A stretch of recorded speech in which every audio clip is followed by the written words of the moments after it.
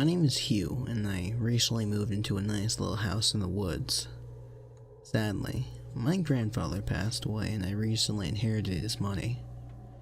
I was the only family he had, and when I was born, my father left without saying a word, and it drove my mother into a deep depression, causing her to take her own life. My grandfather kept me and raised me by himself. My mother loved me, but her mental health wasn't the best, sadly.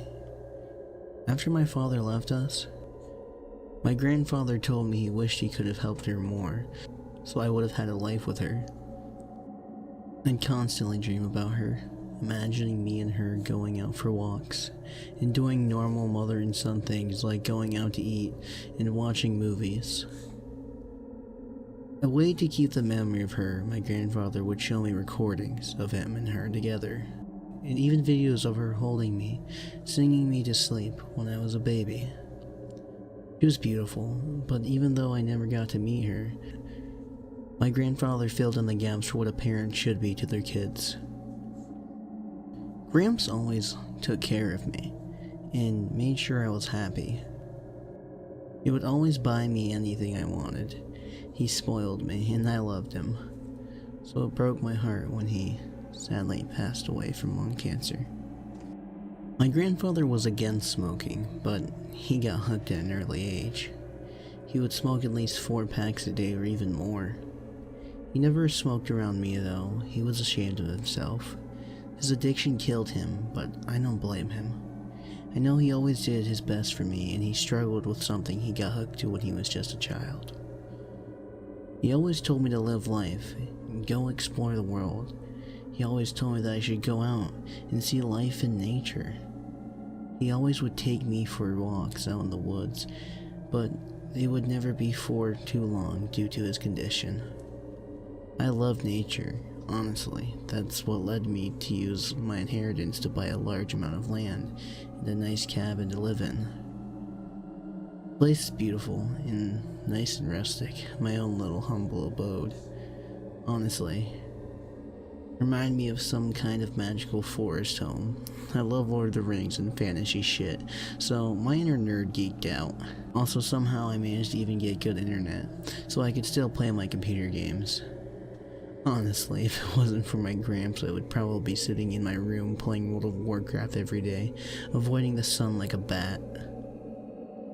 One of the big reasons why I love the woods is the mysteries and stories behind them. My grandfather would tell me all kinds of stories about the woods. Honestly, I couldn't tell if they were true or false.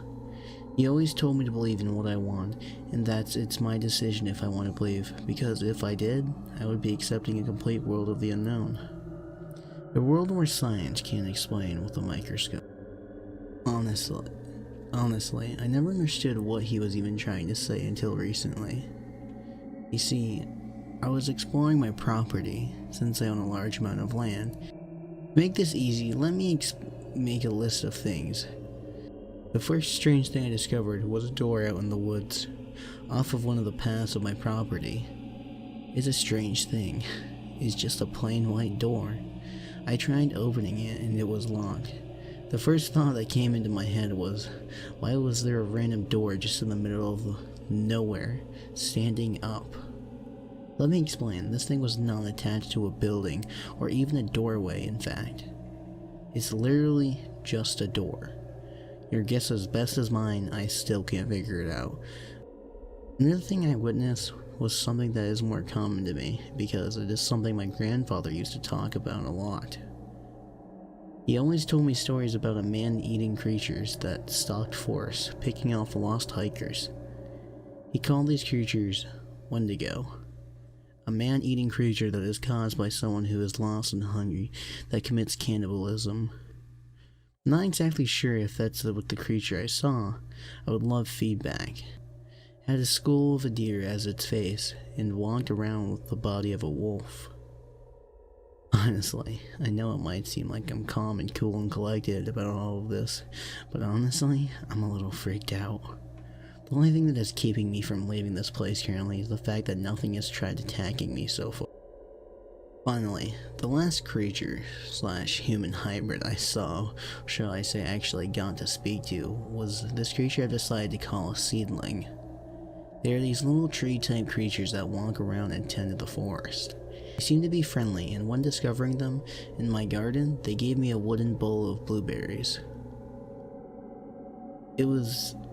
I was skeptical to eat them, until the little creature picked one up and ate one in front of me. It seemed as if the little guy couldn't talk, but he seemed to understand me. I asked him where did he come from.